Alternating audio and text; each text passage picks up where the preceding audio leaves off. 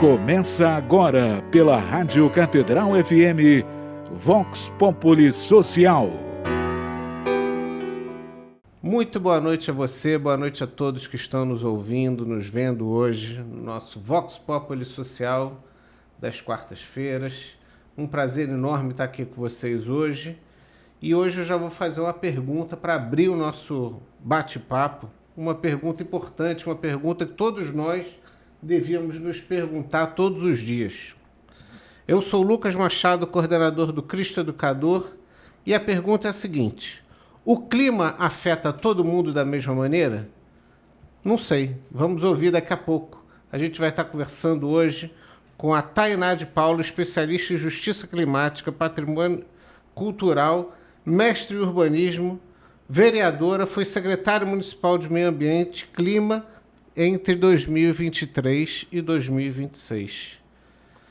Muito boa noite, Tainá. Muito obrigado pela sua participação aqui conosco hoje no Vox Populi Social. Eu acho que isso é um problema que atinge a todos, mas principalmente atinge aqueles que estão em áreas periféricas, não está exatamente aqui na região central do Rio de Janeiro, mas em áreas periféricas, comunidades, dentro de favelas. E eu queria bater um bate-papo hoje com você sobre isso, ver o que a gente pode fazer. Muitíssimo obrigado por você estar aqui com a gente hoje. Não, uma honra estar aqui no Vox Populi. Lembrando a você que para participar do nosso programa, fazendo seus comentários, deixando alguma pergunta, qualquer que seja a sua interação, pelo WhatsApp da Rádio Catedral, que é o 3231 3567, ou mesmo através das nossas redes sociais, pelo Facebook, ou no YouTube da própria Rádio Catedral, ou pela Web TV Redentor. Tainá, vamos começar o nosso bate-papo de hoje entendendo, de fato, o que é justiça climática. Conta isso aqui pra gente, porque acho que é um tema muito amplo, numa palavra muito pequena, e a gente tem que entender esse contexto geral para a gente poder saber do que a gente está falando, né? Claro. Do que os nossos ouvintes estão nos acompanhando no dia de hoje. Bem, primeiro, mais uma vez, obrigada pelo convite, é uma honra estar aqui no Vox Populi. E fundamental, hoje em dia, a gente discutir cada vez mais justiça climática, entendendo que todos nós somos impactados pela mudança do clima, mas nem todos nós temos as mesmas condições de enfrentar esse problema que é crônico, principalmente nos grandes centros urbanos. A renda, o acesso direto que nós podemos ter ou não a determinadas condições que nos livrem ou que nos resguardem mais em relação à mudança do clima, ela é determinante para entender, inclusive, quem morre e quem vive na cidade. Sim. Como é que a gente consegue, por exemplo, sobreviver a uma chuva muito forte, como a gente consegue, por exemplo, conseguir pagar a conta de luz por conta de um calor extremo que a gente usa mais ar-condicionado, o tipo de comida que a gente acessa, se é mais alimento orgânico ou alimento industrializado, tudo isso se relaciona com as mudanças do clima e com o recurso, com a renda que a gente tem para conseguir sobreviver, principalmente aos eventos extremos. Nós temos hoje cada vez mais estiagens, que impacta, por exemplo, o valor do alimento. E quanto mais vulnerável você é, quanto menos renda fixa você tem, menos recurso você vai ter para comprar alimentos que são caros ou que estão impactados por uma estiagem, por um período ou de chuva forte ou de calor extremo. Verdade. O valor da cesta básica altera dependendo do período do ano onde as plantações são impactadas ou pelos alagamentos ou pela estiagem extrema, pela ausência de chuvas e, portanto, pela qualidade que esse alimento e valor agregado que esse alimento consegue ter. Agora, deixa eu te fazer uma pergunta interessante. Você tocou num ponto que a gente acabou de passar o mês de março aqui e teve alguns pontos de alagamento, alguns pontos de deslize na nossa cidade. O que diretamente essas pessoas que estão aqui nos ouvindo hoje, na Rádio Catedral, sofrem de impacto direto? Porque a gente tem, isso acontece todo ano, a gente sabe que ano que vem vai ter de novo alagamento, sabe que vai ter, infelizmente, vai ter algum tipo de deslizamento na cidade e tal. O que de fato impacta na vida dessas pessoas e se existe alguma precaução que a gente possa falar na questão climática, porque isso aí impacta diretamente a todos nós. Você falou das estiagens. A gente entra num momento de estiagem agora, entre maio e junho, tem um momento severo e volta e meia nossos reservatórios ficam prejudicados em função dessa estiagem. Fala um pouquinho disso para a gente poder entender o impacto direto aqui na nossa população, aqui no Rio de Janeiro. Claro. Nós temos hoje no Rio de Janeiro centenas de áreas de risco. Áreas de risco são aquelas que são mais suscetíveis aos eventos extremos, seja pelo deslizamento, seja pelas enchentes. Nas áreas de encosta, onde as áreas de risco são mapeáveis, aquele risco geológico, geotécnico, onde literalmente a encosta pode derreter. A gente teve já casos graves aqui na região serrana, por exemplo, onde Petrópolis ficou mais de um mês correndo risco de sofrer deslizamentos. E, automaticamente, nós temos as pessoas que, por estarem nessa área de risco, são os que a gente chama de deslocados forçados. As pessoas são deslocadas de suas casas e precisam ir para abrigos, precisam ir para igrejas, muitas vezes, escolas. Ou seja, elas precisam ficar fora de suas casas porque suas casas podem vir abaixo, literalmente, caso chova um pouco mais daquele índice normal que chove todo verão, por exemplo. Certo. Um outro lugar que também impacta diretamente nesse deslocado climático, que a gente chama, são as áreas de alagamento. Nós temos aqui, na região central da cidade, a região da Baixada do Rio Acari, nós temos a região de Manguinho, Jacarezinho, áreas que tradicionalmente alagam todas as chuvas de verão. Isso faz com que as pessoas tenham as perdas materiais severas, perdas da sua linha branca, perdas de roupas, perdas de documentação e, nos casos mais graves, até a impossibilidade das pessoas retornarem para as suas casas. Nenhuma casa foi construída para ficar embaixo da água durante 1, 2, 3 dias seguidos. Perfeito. Isso impacta a estrutura das casas e, obviamente, impossibilita que essas pessoas continuem morando nessas casas. Esse deslocamento, se a pessoa ela tem uma situação vulnerável do ponto de vista econômico na sua família, isso faz um impacto muito grande, muito profundo, fazendo, inclusive, que essas pessoas se tornem mais pobres por conta da chuva que ela enfrenta. Até porque ela teve uma perda ela teve uma perda material. Alagamento. Exatamente. A pessoa, para além de sobreviver, ela precisa dar conta deste passivo para reconstruir, reconstruir a sua vida. Então, isso faz com que a gente tenha, no médio prazo, no longo prazo, pessoas impactadas pela mudança do clima que não conseguem recompor e restaurar a sua vida do ponto de vista integral. Então, são pessoas que ficam mais pobres por conta da chuva. Então, quer dizer, você acaba, além do impacto da questão material que você perde, você tem um impacto financeiro na sua grande, vida, claro. redutor, porque para poder passar desse ponto da reconstrução. Exatamente. E aí me traz um ponto importante disso. Por essas questões todas, não diria nem a cidade que a gente está, mas acho que grande parte das cidades do Brasil hoje em dia não são cidades pensadas para possíveis catástrofes assim desse formato, né? A gente tem que pensar sempre no pior, que lembrando, gente, que qualquer pessoa que esteja numa área de risco, numa área de situação vulnerável, alguma coisa assim, ao soar uma sirene, por favor, deixe o seu ambiente. As pessoas fazem e tomam cuidado para que a gente tome as devidas precauções pela vida. As questões materiais a gente reconstrói, a gente corre atrás, pede ajuda de fala com a sogra, com o sogro, mas a gente reconstrói. A vida a gente não reconstrói, né, Tainá? Exatamente. Eu acho que é o básico do básico que a gente tem. Primordial. Imprescindível, exatamente. É isso. A gente precisa dar. E aí a pergunta que eu te faço é a seguinte: as nossas cidades hoje em dia não foram pensadas. São cidades que foram crescendo, teve um ganho de populacional, um ganho de área, enfim, a gente teve ali Fomos dando um jeitinho. Exatamente. Caminhos para que fosse havendo esse crescimento. O que a gente, se estivesse hoje no ano zero, o que a gente poderia fazer daqui para frente para que as nossas cidades fossem mais bem estruturadas, ou mais bem pensadas, pelo menos, para atender a população que habita ali naquela região? Primeiro de tudo, reequilibrar os nossos ecossistemas. Como é que a gente recompõe florestas, como é que a gente planta mais.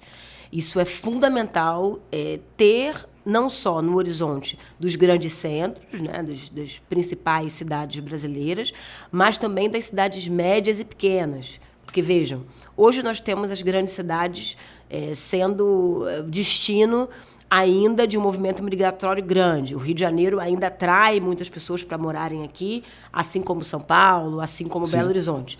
Mas existe o que a gente chama de precarização das cidades médias e pequenas. Se nós não pensarmos que daqui a 50 anos, daqui a 100 anos, nós vamos deixar de ter áreas verdes também nas periferias, também nas cidades do interior, nós vamos ainda aumentar ainda mais as condições de qualidade de vida e de bem-estar nos grandes centros. O que acontece no interior das cidades impacta os grandes centros urbanos também. Hoje a gente vive um drama, que é o drama da cidade do Rio de Janeiro, de ser super adensada, de ter poucas florestas, de ter poucas áreas verdes, mas também a gente sofre com os impactos que não são gerados aqui.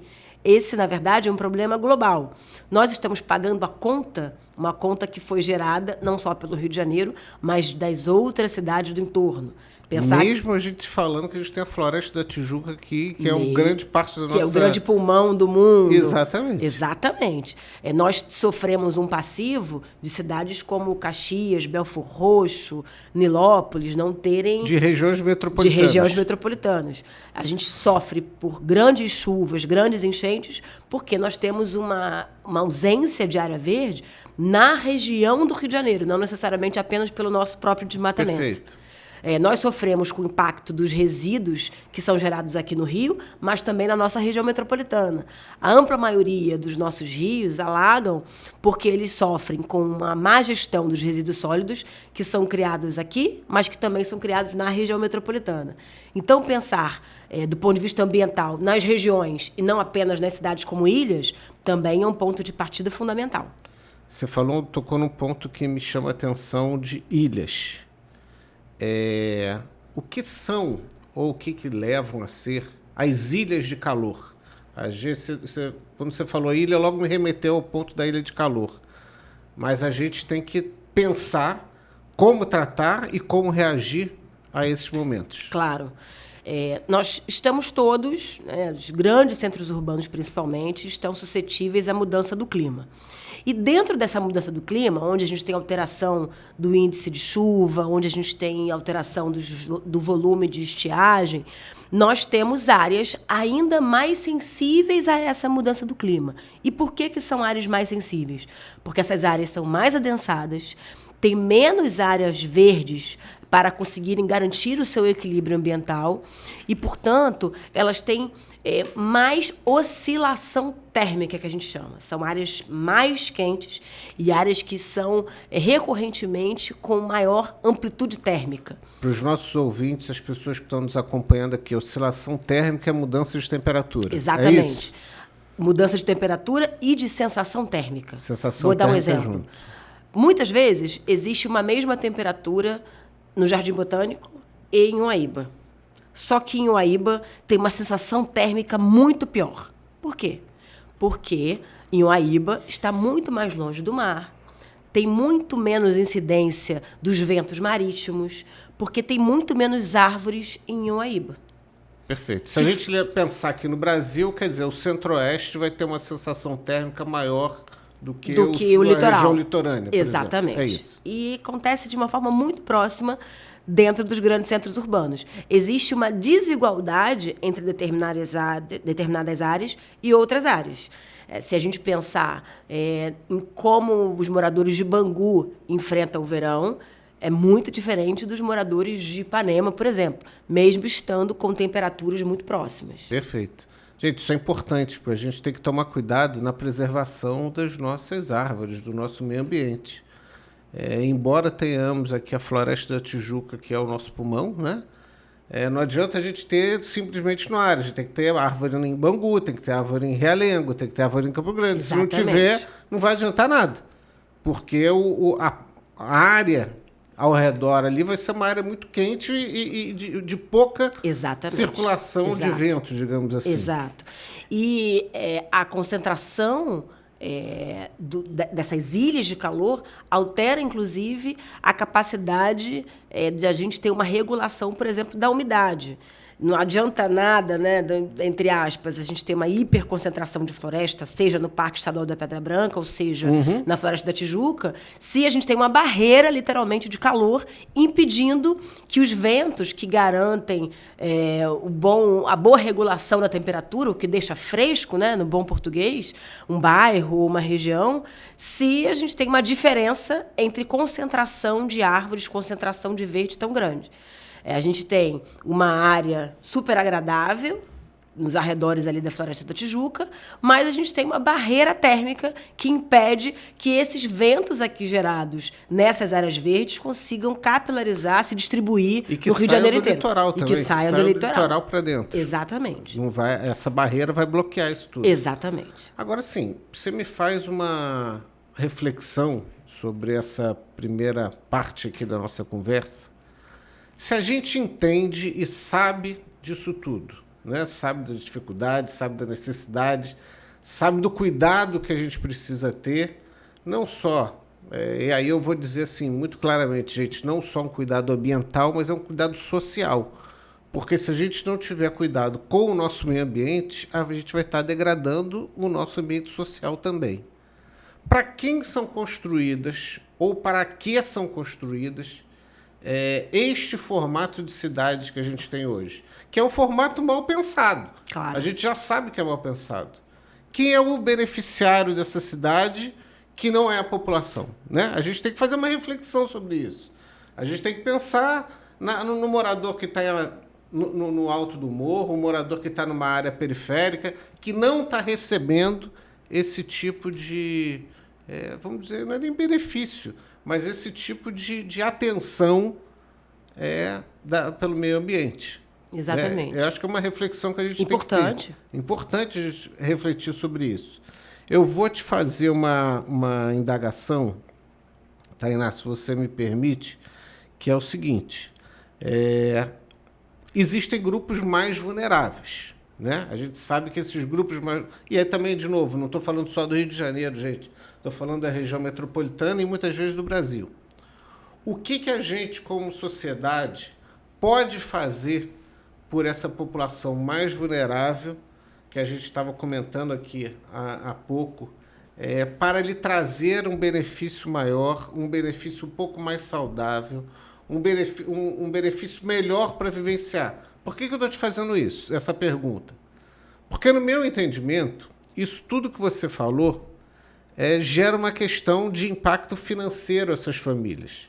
Então, a partir do momento que a gente dá uma qualidade de vida melhor, a gente também está melhorando a vida financeira e a vida social dessas famílias.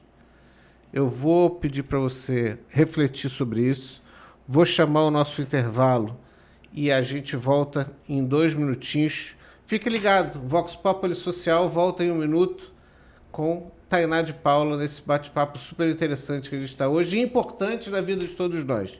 Voltamos já. Estamos apresentando Vox Populi Social.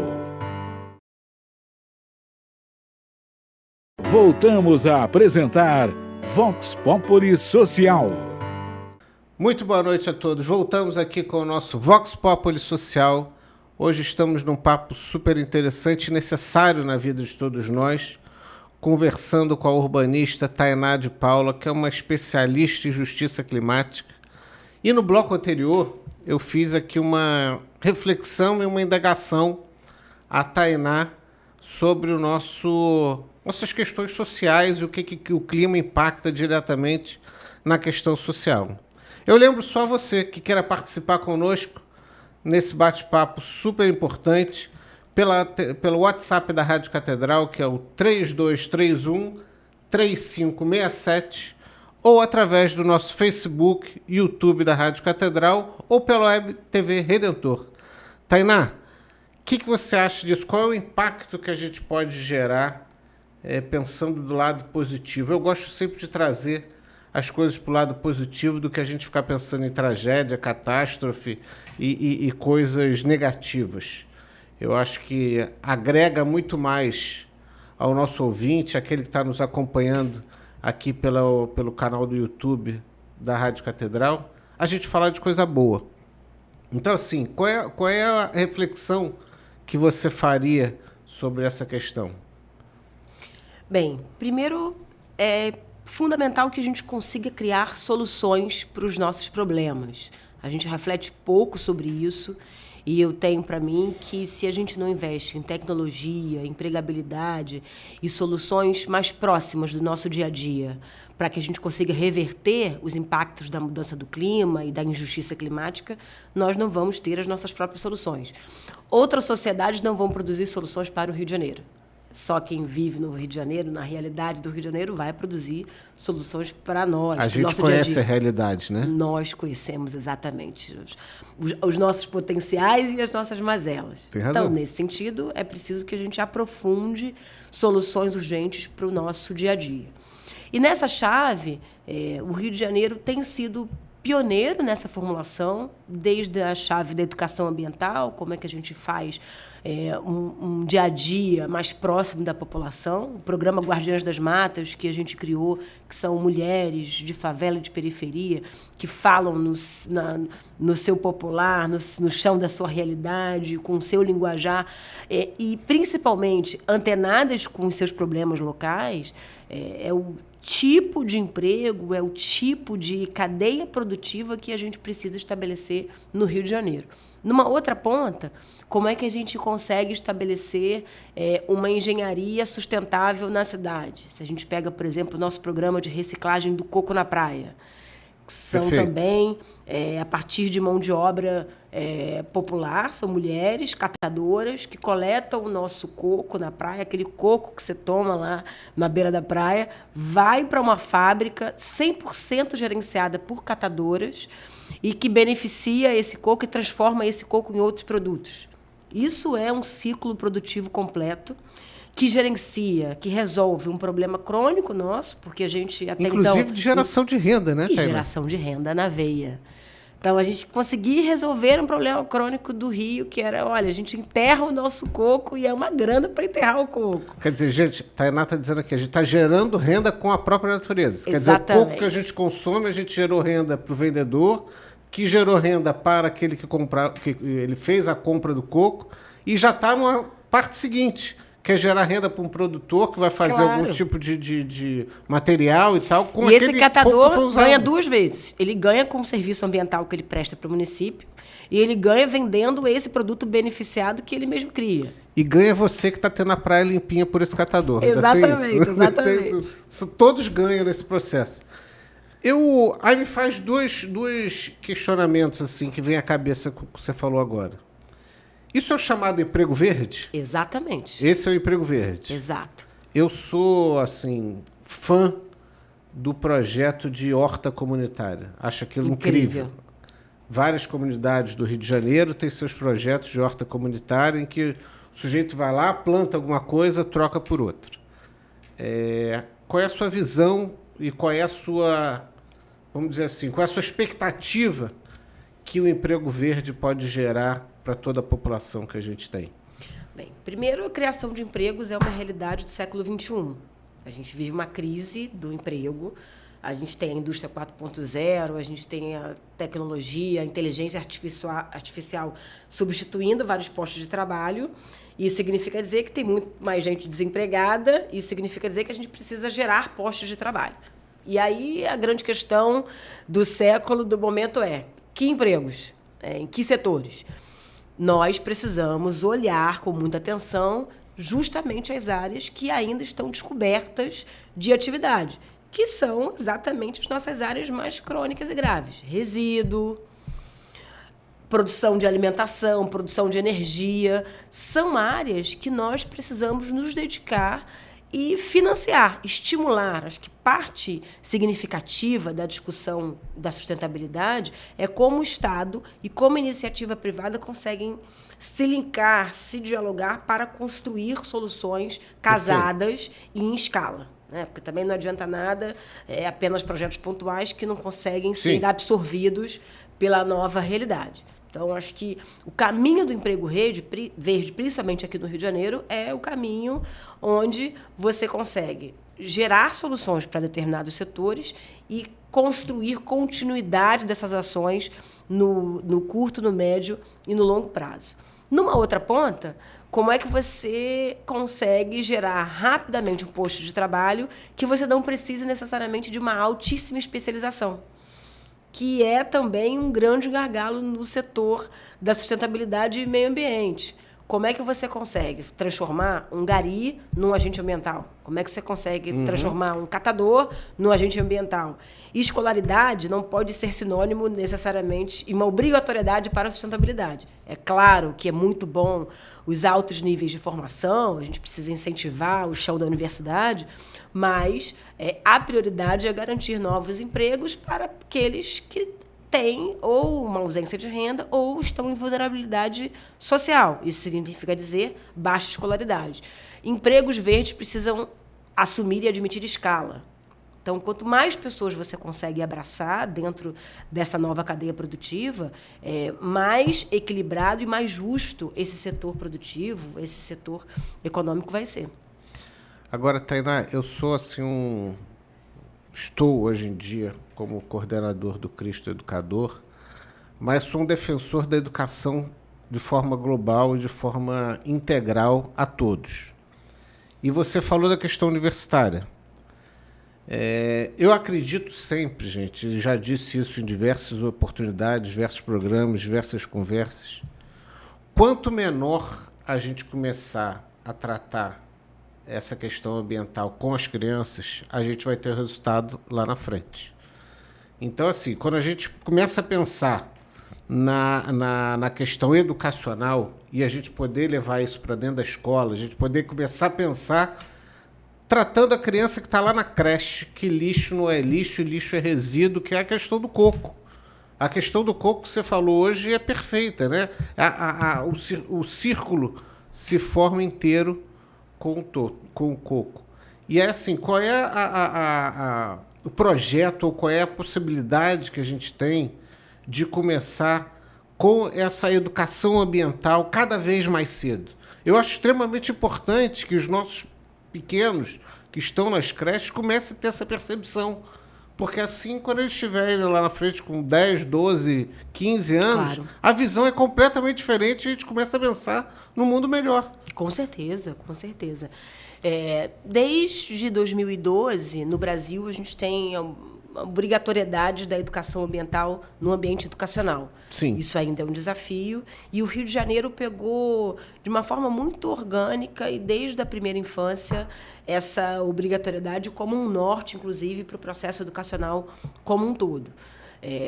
A cultura do mar, que é algo muito caro ao Rio de Janeiro, vai ser, em 2026, o primeiro ano que a gente vai pegar a nova leva de educação ambiental no ambiente escolar, associando vida marinha, década dos oceanos e cultura do mar. Ou seja, nossos alunos, né, da rede pública vão estar próximos dessa cultura e levando para os seus espaços familiares, para o seu espaço doméstico, o que aprendem no chão da escola.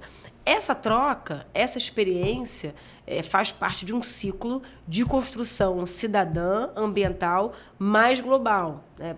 Ausente, na verdade, daquele debate que a gente discute meio ambiente apenas no dia do meio ambiente, apenas em determinadas datas do ano, e a gente traz para uma cultura de vida e entendendo que este sujeito, ele também é um cidadão que impacta diretamente a mudança do clima e que precisa absorver no seu dia a dia, no seu cotidiano, esse processo de transformação. Não é só uma matéria, não é só um contato específico, não é só aquela mudinha que você leva, aquele pé de feijão. O dia da árvore, né? Vai todo mundo plantar uma árvore. não é o isso? Dia da Pessoa Indígena.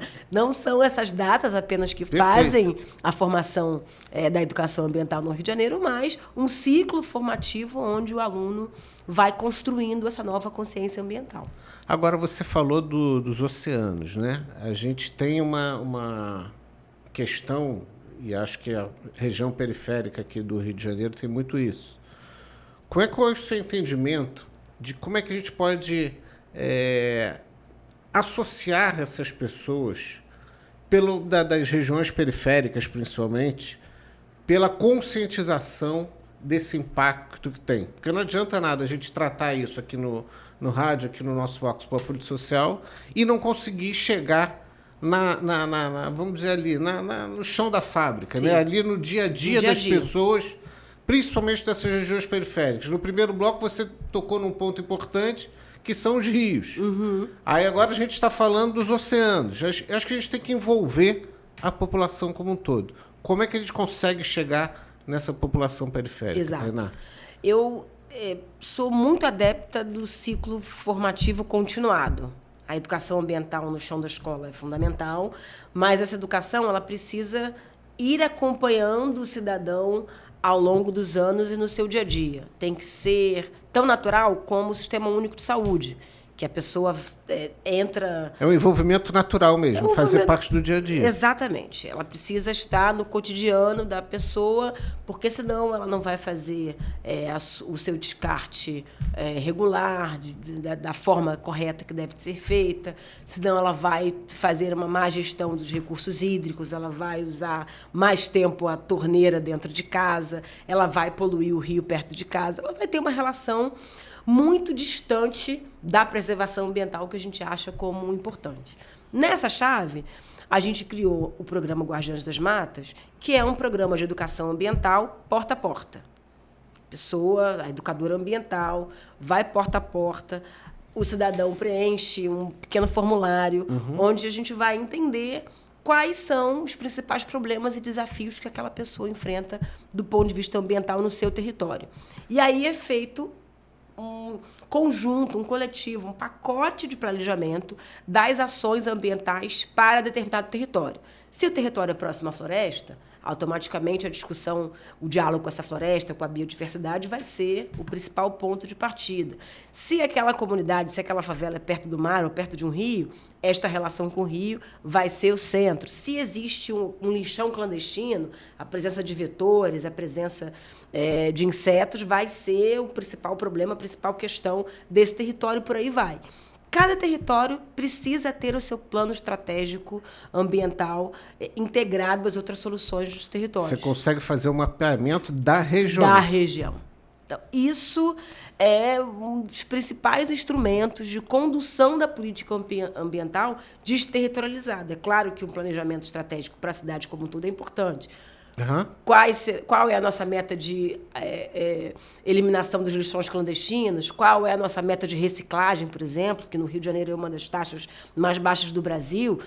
Pensamentos globais estratégicos, é claro que é muito importante, mas soluções e prioridade dos problemas localizados é muito importante para a cultura da preservação ambiental. E essa cultura só vai fazer parte quando a gente começar a fazer esse processo sem ter que pensar que tem que fazer, né? Exatamente. Eu vou descartar o meu resíduo na lata de lixo correta sem pensar que aquela lata de lixo é colorida, é isso, é aquilo. Mas Exato. a gente vai fazer de uma forma natural, sem pensar. Uma cultura que a gente tem nas favelas do Rio, por exemplo, é o descarte regular de óleo.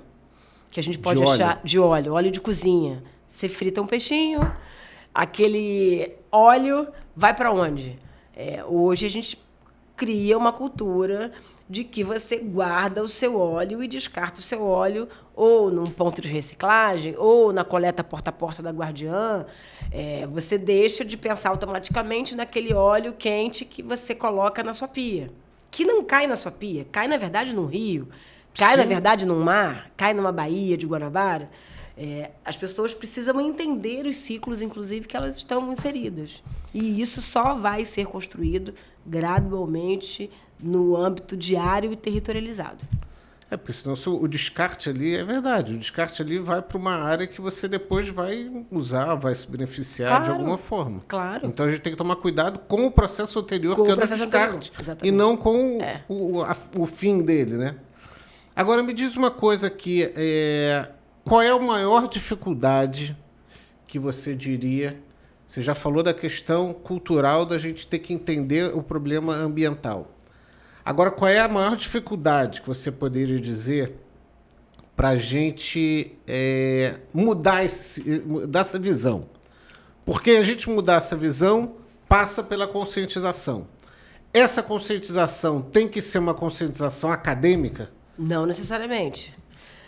Existe o lugar da academia, sem dúvida alguma, mas também existe o lugar de determinados sistemas.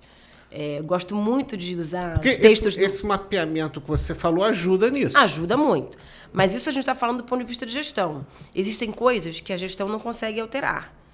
Por exemplo, o modo de produção, a forma que os produtos são feitos, produzidos, não há gestão que resolva. Nós precisamos, e aí na conferência do clima, né, nas COPs, que a gente dialoga sobre como, por exemplo, a indústria fóssil, a indústria dos grandes poluentes vai se comportar. Eu gostaria muito que daqui a 50 anos a gente estivesse deixando de usar plástico, por exemplo. Certo. Eu falo muito sobre plásticos e microplásticos e o impacto disso no nosso cotidiano. O Brasil é um dos maiores consumidores de microplástico do mundo. Como é que a gente vai diminuir a presença de plástico nos nossos oceanos se a gente continua consumindo plásticos de forma negligente? É preciso que a gente dialogue com o capitalismo, com as grandes empresas, com as grandes corporações, e inclusive que a gente comece a taxar, que a gente comece a pressionar um rearranjo desse próprio sistema, como outros países já fizeram. Então, existem debates mais amplos, inclusive supranacionais, para além do Brasil, que precisam ser dialogados. Nós somos um dos principais parceiros comerciais da China. E eu até quero que isso continue. Acho que o caminho para a China é um dos principais que a gente tem do ponto de vista econômico. Do ponto de vista ambiental, não. Se a gente for pegar as lojinhas de 1,99, onde a ampla maioria são de materiais que vêm da China, os produtos são altamente poluentes. Então, será que isso, no médio prazo, é bom para o Brasil, do ponto de vista ambiental? Sem dúvida alguma que não. Eu gosto sempre de deixar uma reflexão para a gente pensar, para quando a gente está terminando o nosso programa. E aí eu queria assim, que você dissesse em 2 palavras qual é a mensagem que você deixa sobre o que a gente pode fazer para essa questão da justiça climática para os nossos ouvintes. Em 2 palavras, coisa rápida, só para a gente poder ter uma lição aqui. Porque eu acho que a lição que a Tainá, a minha forma de ver, gente, a lição que a Tainá nos deixa é pensar no consumo e não pensar na consequência daquele consumo. Exatamente. E aí, o que você pode deixar de recado para todo mundo, Tainá, para a gente? 2 palavras? Vou 2 usar palavras, 2 aqui, rápidas. que o nosso Papa Francisco nos ensinou. Primeiro, a empatia. Nós estamos na casa comum, no nosso grande planeta, e nós temos que ter empatia com o outro que também habita essa casa. É isso aí. E soluções. É preciso que a gente crie soluções dentro da nossa sociedade. Eu conversei hoje com a Tainá de Paula, que deixa uma mensagem importante, que é cuidar da casa comum. Uma mensagem que a gente tem que refletir e pensar no futuro que a gente pretende. Tainá, queria te agradecer demais a conversa nessa noite de quarta-feira. Lembrando que o nosso Vox Populi Social está nas nossos canais do YouTube, do Instituto Redemptor, da Rádio Catedral ou pela Web TV Redentor. Estamos também nas plataformas de áudio. Você pode entrar lá, acessar os programas anteriores, rever o de hoje. Fique à vontade que a nossa programação é completa, está toda por lá. Muitíssimo obrigado pela nossa conversa. Na semana que vem, quarta-feira, às 19h10, a gente está aqui de novo. Obrigado, gente. Muito boa noite a todos. Você acabou de ouvir pela Rádio Catedral FM Vox Populi Social.